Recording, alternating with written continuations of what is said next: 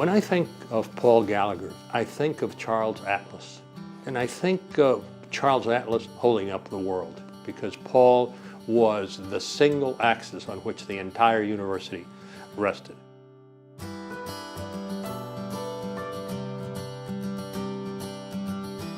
Paul was extremely dedicated. Another way in which his dedication showed through is that when there was a hole in the team, whether it was first base, second base, shortstop, we had 7 different vice presidencies. And at one time, Paul held every one of them. And I believe, having talked to a lot of other presidents, that that is a national record. No one has what Paul had, which is the versatility, the flexibility, the adaptability to one day be a finance wizard, the next day be the spirit moving our North Campus, now called our Biscayne Bay campus. This always was such a welcoming place, and it was made that way because of people like Paul. Back then, we were new. We didn't know what we couldn't do, and because of that, we felt limitless, and that anything that we wanted to do was just here for the taking. And that's what made working for people like Paul that had that, just that wonderful nature and that larger than life personality and passion about everything he did. It just resonated down to all of us. I can't think of anything that happened at FIU that Paul didn't have a hand in. And I'm not saying that he was necessarily the impetus for each of those things, but certainly he had a hand in when we got in School of Architecture, a law school, even way back on the medical school. I mean, there is a major program, a major facility that he wasn't involved in. He came with his guns loaded, but he was never confrontational about it. He got his point across. He made sure you got it, but it was kind of fun. When I met Paul, because he was so intelligent and had a handle on almost everything, I was a bit intimidated, to be very honest with you, and I so much wanted to impress the university community because I did not come from academia. And as I got to know Paul, I became more and more comfortable. But what really clinched it for me with Paul was when I had a death in my family, the first of one of my siblings to pass away. And Dr. Medique, Paul Gallagher, Mary Pankowski, and others came to my little hometown of Palatka, Florida on a private jet. They flew in, all coordinated by Paul Gallagher. It was his big heart, and I can say that Dr. Medique would agree, that made that happen. But what really, really clinched it for me with Paul was when my mom passed away, again in Palatka, Florida, little town. And I got out of the hearse and walked into the church and looked into Paul's eyes. He was standing there at the door. And so for me, that said to me what a huge heart and what a great friend he was. And I really and truly love Paul Gallagher, a great man, a great attribute to this university, a great attribute to any friend that calls him a friend. Well, the moment I learned about Paul's passing, I went in shock. I really couldn't believe it. I had just seen him. Paul gone? I was so distraught. I ended up calling some friends. Hey, Paul, and we talked about it and that helped. But you know what really helped me was I got in my car and I went through campus from west to east. And as I passed the stadium and passed the housing complex and passed the arena, the Children's Learning Center, College of Education, and of course the Graham Center, you know, I could see Paul there. Paul was everywhere. You know, he built this university. Paul, indeed, he was a trailblazer. And he had a vision for the university, and he went and did it.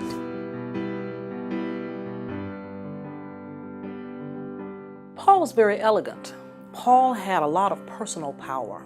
He knew it. He controlled it very well. He could take a project that was very complex and actually implement it very effortlessly, which is why I think Dr. Medique at the time called on Paul quite a bit to tackle those difficult things, law school, medical school, sponsored research assignments, fundraising assignments. Paul was in the midst of it all.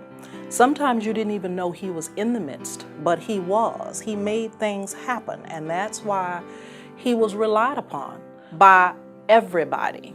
When I first became president, I was disappointed to see how desolate this campus was. It had a few buildings, nothing else. And I said to Paul, a campus needs green spaces, needs trees, needs places of shade. And I said, I'd like to plant some trees. And Paul said, sure, I can get a few trees planted. Where do you want them? I said, no, you don't understand, Paul. I want hundreds. I want thousands of trees. And Paul said, let me see what I can do. Let me see how I can figure this out. So he presented me with a plan within the following year or so to plant 500 trees. So as you drive down 8th Street and you see all those trees, those are Gallagher trees, every one of them.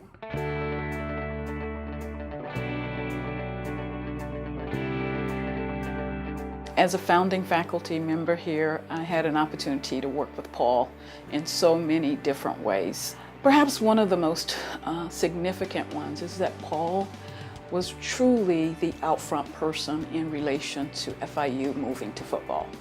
And at the time, there was a lot of controversy. There wasn't total unanimity among faculty and administrators as that we should do this. But Paul was truly a champion of developing the facility, ensuring that we met all of the compliances in relation to NCAA, starting the facility, dealing with that area, and really championed that piece and continued even after we had gotten that to be concerned about the success of student athletes. So I see that as one area that was very important to him, and I think a major reflection of both his determination, his vision, and his ability to be able to implement and take something from nothing to its existence. FIU football is just fantabulous. This is for the students. They've been waiting it for longer than I have. This is just great. And we have the provost support. That's right. I'm delighted about football as long as all my students go to class and then come to the football game. We're delighted. And we're pleased that Dr. Rosenberg brought us this weather and a sellout crowd. This is the first sellout crowd of an athletic event at FIU in 30 years.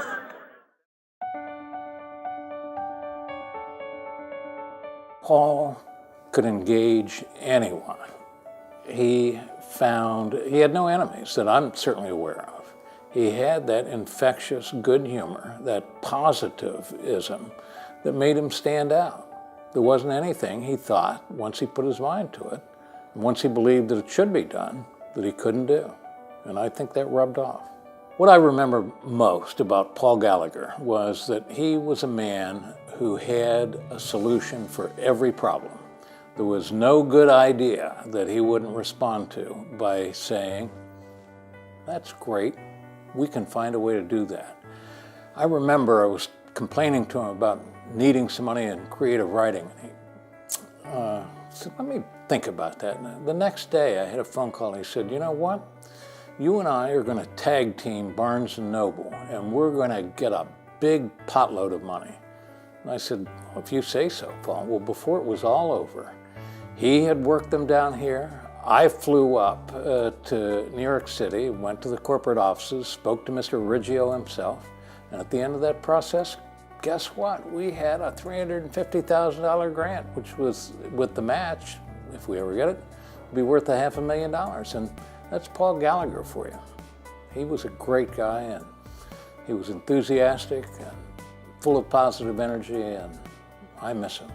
Paul served as Vice President of Student Affairs for a period of time. And when I assumed that role, Paul said to me, "Rosa, it's one of the areas that I grew a lot in because I had an opportunity to interface with students in an administrative role that I really, really enjoyed." And I really think that a large number of people don't realize how important the interaction with students was to him. Paul was a champion of focusing on students in relation to access. And people may not realize that, but one of the things that I had an opportunity to work with him on was our PIP Partners in Progress program and our ability to be able to implement institutional dollars for students once they were here.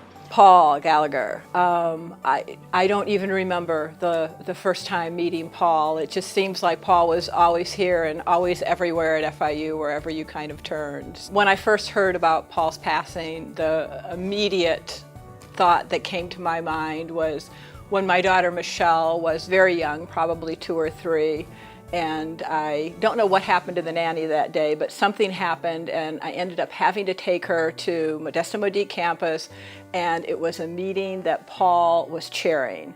And I was petrified, not that Michelle would misbehave, but that, what was everybody going to think and what was Paul going to think in particular. And so when he came in the room, I went up to him and I started apologizing for the fact that Michelle had to be there, and Paul stopped me and he said, "Don't ever apologize for bringing your daughter onto this campus and to work with you." He said, "My daughter Jenny has always come with me to work, and I want to make sure that you always feel that Michelle is welcome here." And she always was, and she's now 20 and literally grew up here, and a lot of that is because of Paul. One story of Paul and I out in front of it was the administration building near the fountain. Somehow somebody had unloaded what they called a sculpture.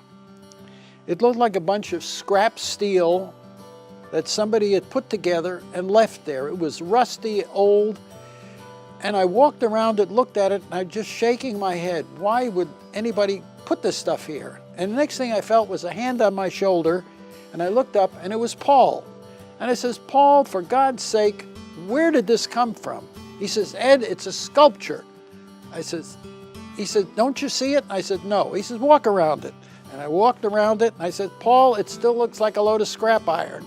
And we both laughed, and that's the way Paul was. He didn't try to influence you.